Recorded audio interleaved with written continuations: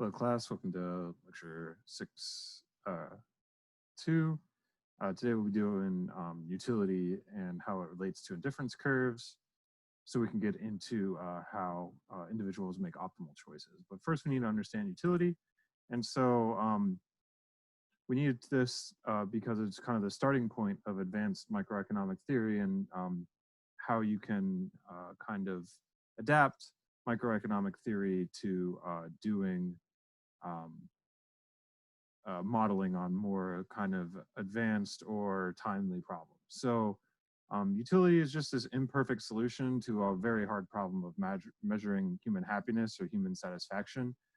We don't have anything to wire to a brain, and when you score a basket or like get a treat or kill someone in an online video game, we can't measure exactly how much more satisfied you are from that. That would be kind of like the ideal solution. But we're in second best land here, and we're doing the best we can. So we're going to learn about how to model behavior in a general abstract way that applies widely, and mutatis mutandis, which means after making the necessary adjustments for a given situation. And so models that use utility are actually utilities in the background of the supply and demand model, and I'll show you that. And then a bunch of other things that I've already shown you, like the rational criminal, rational voter, rational politician, monocentric city model, health as human capital, rational addiction, and many, many more models use this notion of utility. And so it's really important that you know this if you're going to interpret microeconomic models and make your own. And so utility, like I said, is just a measure of happiness or satisfaction or well-being. And in many of the problems in economics, we're assuming that humans are just trying to maximize their utility or give themselves the highest possible satisfaction that they can given their income and the prices that they face, or the strategic constraints that they're operating under if it's a game theory model. And so ideally we have utility functions that are consistent with this idea of diminishing marginal utility.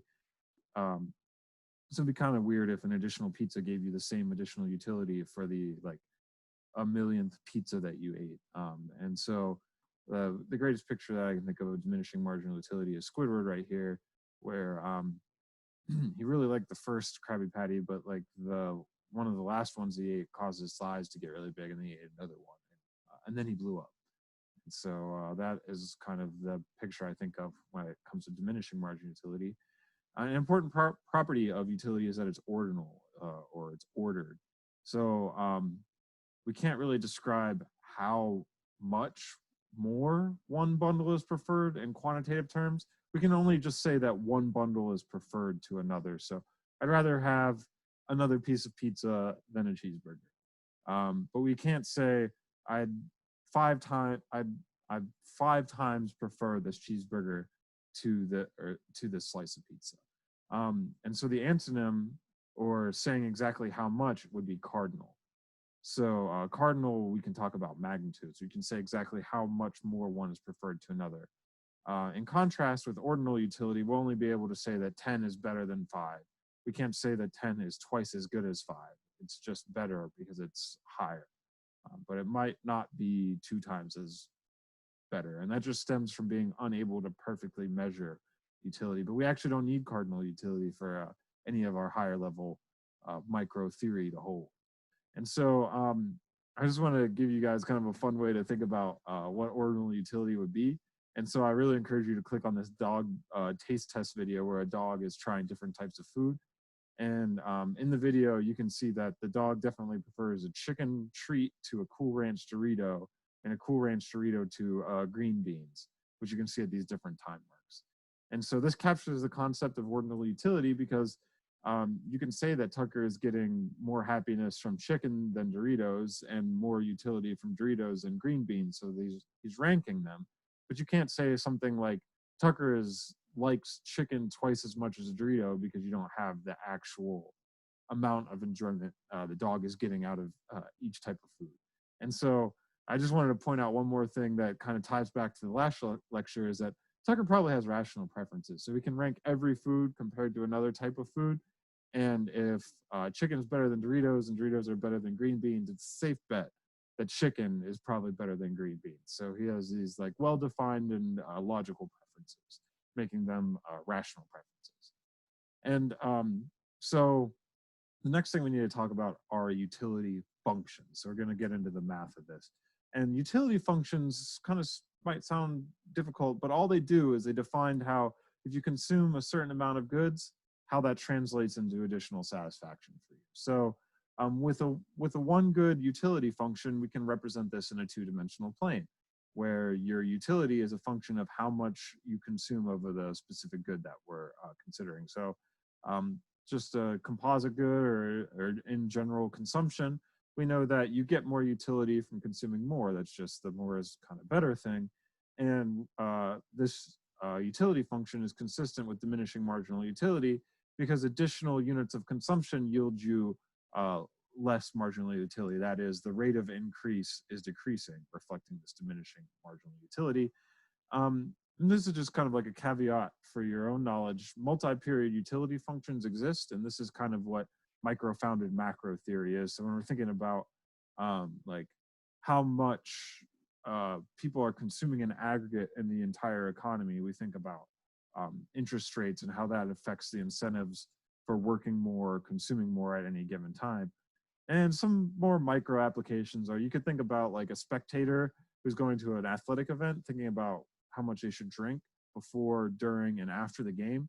And it would depend on the price of alcohol in each period. Or if you have a utility function, that's a function of this year's utility plus next year's utility, their optimal decision is going to depend on the interest rate. That is, how much money you should save to consume in the second period. And so I actually want to get into more of the relationship between total and marginal utility. So let's say that in my individual's utility function from eating Skittles is U equals Skittle to the 0.4 power. And so that's what this function is here. And we see that an additional, like kind of the first Skittle you eat gives you a lot of utility, but when you eat like the 99th to 100th Skittle, you only get a small bump in total utility. So I'm going to formalize that notion in this slide. We want to know exactly how much one additional utility will increase your utility. And this is going to come in handy later when we're thinking about the optimal decision, because we need to know if you have one more dollar left, given that you've bought some good one and some of good two, what should you spend your last dollar on? And so we're asking, if S changes by a small amount, i.e. you eat one more Skittle, what happens to your overall utility? And so we can think of that as, what is the slope M of the line at any point? And so M, the slope, is just the change in total utility given a change in the number of Skittles. Sorry, I have M&Ms here, it should be Skittles. And for a given change in Skittle consumption, that is for a given change in the number of Skittles you eat, how much extra utility do you eat? And we want to think about that in terms of just one more Skittle. So what is the slope at 50? Because if we knew the slope at 50, then we would know how much additional utility we would get from consuming an additional Skittle. We could approximate that slope by using a linear approximation. You've probably seen this in calculus, by thinking about the slope between 0 and 100.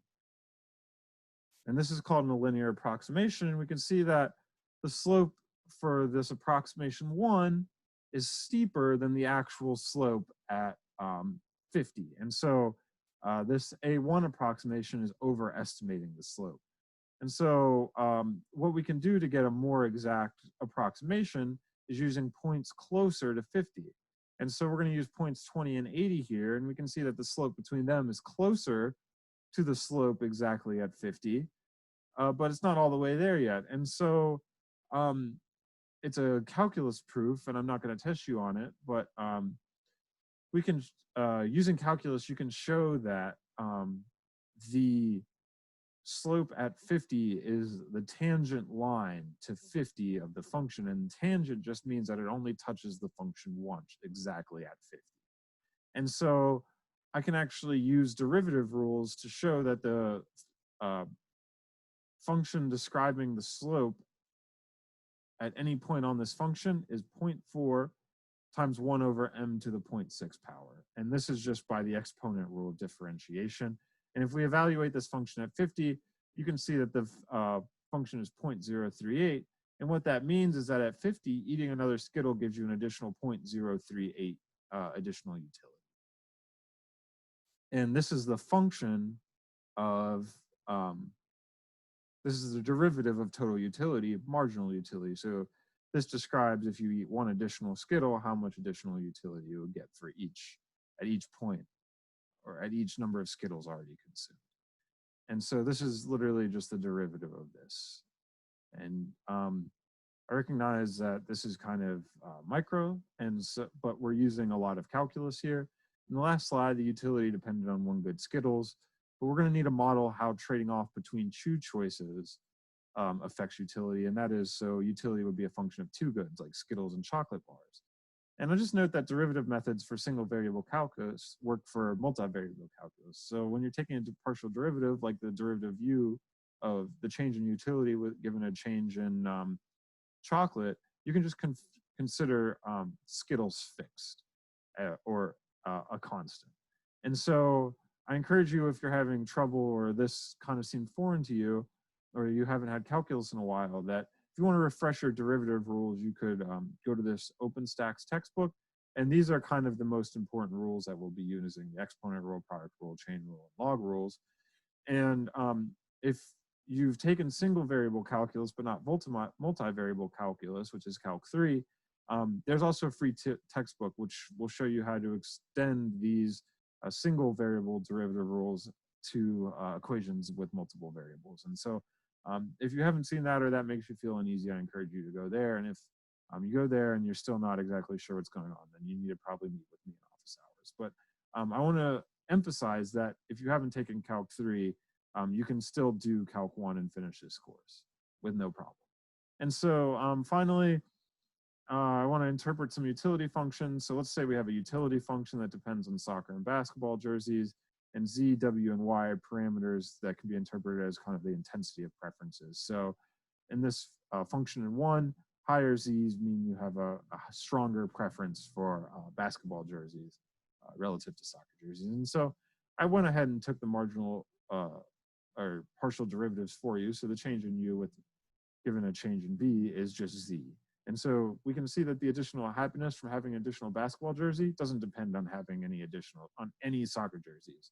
So we can say in this utility function, soccer jerseys are a substitute for basketball jerseys. And a change in utility given a change in soccer jerseys is just equal to Y. And so we know that basketball jerseys are a substitute for soccer jerseys in this function as well. But let's look at 2, where the utility is not additive but multiplicative. And I took the marginal derivatives for you, or not the marginal derivatives, the partial derivatives, which represent the marginal utility from consuming an additional one basketball jersey or an additional soccer jersey. And you can see that in both of those, the marginal utility of consuming an additional basketball jersey depends on how many soccer jerseys you have right here. That's this S, and kind of same for basketball jerseys. So we can say that the goods are complements in this in the utility function in 2. And then finally for function 3, goods are complements and substitutes, and you should take the time to figure out exactly why that is. And so one more thing that I need to make explicit for you is that you've seen these indifference curves in the last set of slides already. And so these indifference curves, you know that at every point on IL, indifference curve low, this individual has the same amount of utility for this number of soccer jerseys and this number of basketball jerseys as this number of basketball jerseys and this number of soccer jerseys. And likewise, with the indifference high, we know that this the utility here is the same as the utility here, and we know that utility at I high is higher than IL because more is better. And so actually this is kind of abstracting away from fully, well, not fully, but like explicitly modeling the third dimension, which is utility. And so that's what this looks like. And I know it looks kind of complicated, but we just know that combinations of good 1 and good 2 lead to some overall utility, which is defined by this plane in 3-dimensional space. And so combinations of good 1 and good 2 where utility is higher would be up here near 10, and you could see kind of like this bend in the where the indifference curve is, where it's kind of the same color is the same indifference curve. It's the same amount of utility, regardless of the bundle of goods, the specific bundle of goods that you're using. And so this is kind of hard to think about in 3 dimensions. And so what we do is we come down here to these nice 2-dimensional graphs where each of these indifference curves is kind of like a contour in an elevation map. And so in an elevation map, number of soccer jerseys is Y and number of basketball jerseys is X. And every time you make it to an addition to the next contour, the elevation goes up. Except in the indifference curves for economics, if you go to the next contour, your satisfaction or utility has gone up. So you've gone from kind of this dark blue indifference curve contour to like maybe like this orangish contour here where you have more utility, and so it's better for you. And so this is just like kind of borrowing from contour elevation plots. And we usually don't make those maps in 3 dimensions because it's really hard to understand the underlying data in 3 dimensions. And so this is a simplification that we use to make the math easier to understand in intermediate microtheory. And so we're going to show how to get the optimal bundle. But what we need to do next class is introduce both how much money you have, which we can plot in this space, and what the prices of the relative goods are. And so we're going to get into that, and I'm excited to show you that next week. So thanks for tuning in, and I'll catch up with y'all next week.